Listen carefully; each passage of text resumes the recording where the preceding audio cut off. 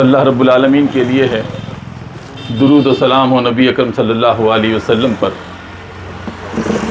قابل احترام معزز سماجی مذہبی جہدکار اور ذمہ دار اور خاص طور پر آج کے جلسے میں شامل میری ماؤں اور بہنوں اور بزرگان ملت، میں آپ تمام کا مشکور ہوں کہ کم و بیش 5 گھنٹے سے آپ یہاں تشریف فرما ہیں۔ یہ در حقیقت آپ کی دینی وابستگی کا ثبوت ہے، اور اسی وابستگی کی بنیاد پر امید کی جا سکتی ہے کہ اللہ تعالیٰ اس احتجاجی جلسے کو اس ترمیمی بل کی مخالفت کا ایک مؤثر ذریعہ بنائے گا۔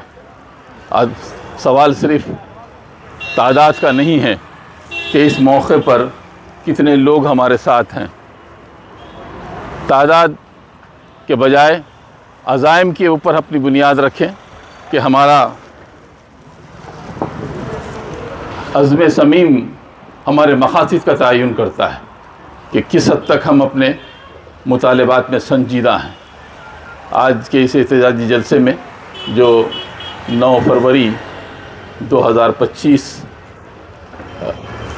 اندرا پارک پر رکھا گیا ہے، جس میں تمام ہی جماعتوں کے ذمہ دار، تفصیلات میں گئے بغیر میں کہوں گا کہ تمام ہی جماعتوں کے ذمہ دار دینی، مذہبی، سماجی، سیاسی اس پروگرام کے اندر شامل رہے، اور اگر کوئی کسی وجہ سے نہ بھی آ سکے تو ہم امید کرتے ہیں کہ ہمارے اس سفر میں وہ آئندہ شریک سفر رہیں گے۔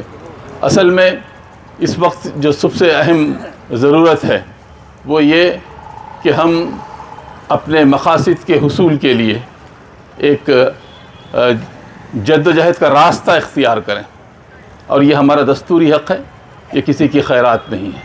اپنا حق مانگ مگر ان کے تعاون سے نہ مانگ جو تیرے حق کا تصوری فنا کر ڈالیں، ہاتھ اٹھا مگر ان کے جلو میں نہ اٹھا جو تیرے ہاتھ تیرے تن سے جدا کر ڈالیں۔ ہم ایک دوسرے کے ہاتھ میں ہاتھ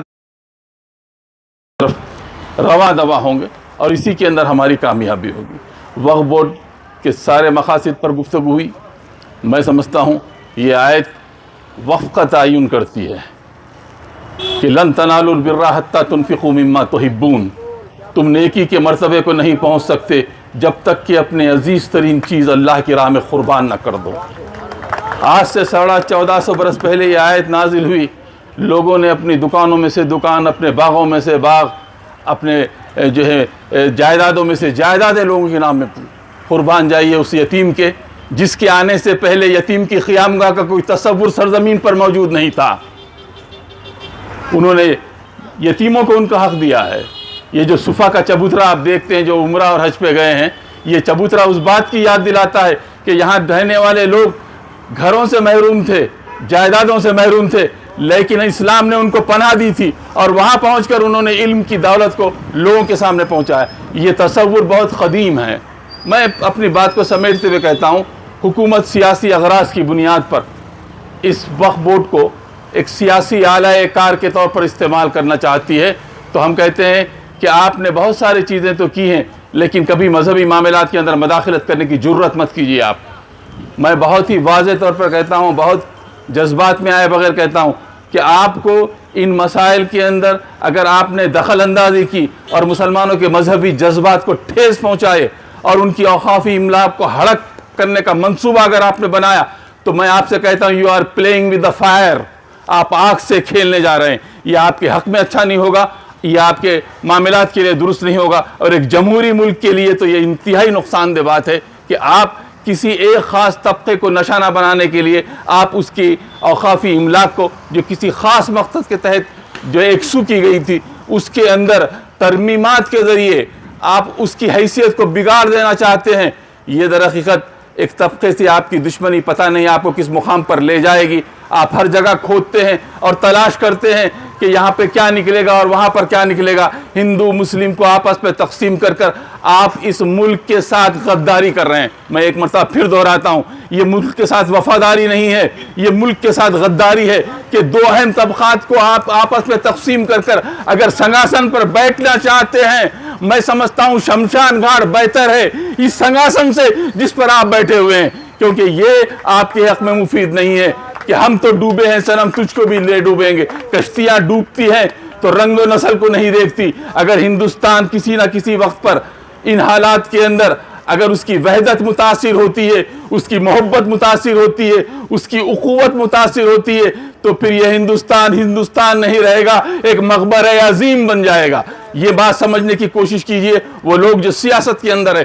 اور پھر میں اپنی گفتگو کو سمیٹتے ہوئے دو قراردادیں جو آج آپ تمام کی گفتگو سے میں نے عرض کی ہیں. ایک قرارداد کا تعلق اس ترمیمی بل سے ہے, دوسرا ان لوگوں سے ہے جو ابھی تک ساحل سے طوفان کا نظارہ کرتے ہیں. اے موج بلا ان کو بھی ذرا دو چار تھپیڑے ہلکے سے.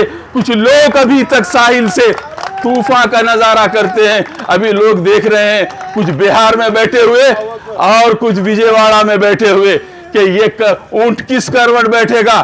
میں انہیں کہہ دینا چاہتا ہوں بہار کی تقدیر تو بہت کم قریب لگی ہے, اور وجے واڑہ کے انتخابات بھی ایک نہ ایک دن آئیں گے. اور ابھی وہاں کے جو سابقہ چیف منسٹر ہیں جگن انّا, وہ کسی نہ کسی اعتبار سے مسلم طبقے کے ساتھ جڑنے کے لیے تیار ہیں. تو ہم وارننگ دیتے ہیں کہ اگر تم نے ہمارے مسائل حل نہیں کیے تو ہم ووٹ کی طاقت کا استعمال جہاں تمہاری تائید میں کرتے ہیں وہی تمہاری مخالفت میں بھی کریں گے. اور پھر کوئی طاقت تم کو اور تمہارے سنگاسن کو, تمہارے اقتدار کو بچا نہیں سکے گی.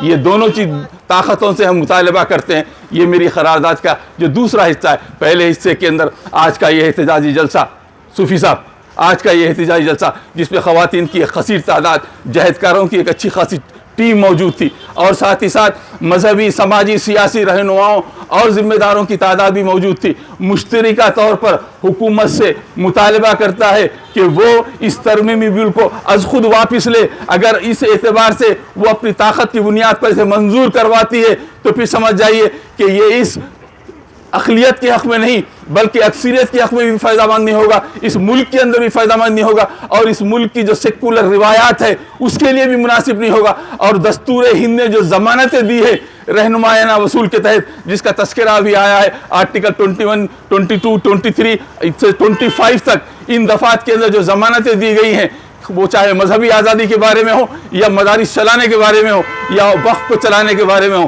اس کا سیدھے جو ہے یہ انلنگھن ہے. اس کو ہم مسترد کرتے ہیں. تو گویا حکومت سے مطالبہ ہے کہ وہ اس ترمیمی بل کو دباؤ کے اندر مسلمانوں کے اپنے دستوری مطالبات کے روشنی کے اندر اس کو خود واپس لے لے, اور اگر واپس نہ لے تو احتجاج کا یہ سلسلہ کبھی رکنے والا نہیں ہے. اور تم یہ سمجھ رہے ہو کہ احتجاج میں طاقت نہیں ہوتی تو خود تمہیں اپنی تاریخ دیکھنا ہوگا. ہندوستان کے اندر گاندھی جی نے ہاتھ میں لکڑی لے کر انگریزوں کو باہر کر دیا. تم اپنی تاریخ کو دیکھو تو تم کو معلوم ہو جائے گا احتجاج کی تاریخ بہت پرانی ہے. اور اس احتجاج نے حکومتوں نہیں بلکہ وہ برٹش ایمپائر جس کے بارے میں کہا جاتا تھا کہ sun never sets in the empire of United Kingdom, کہ برطانیہ کی حکومت میں کبھی سورج غروب نہیں ہوتا.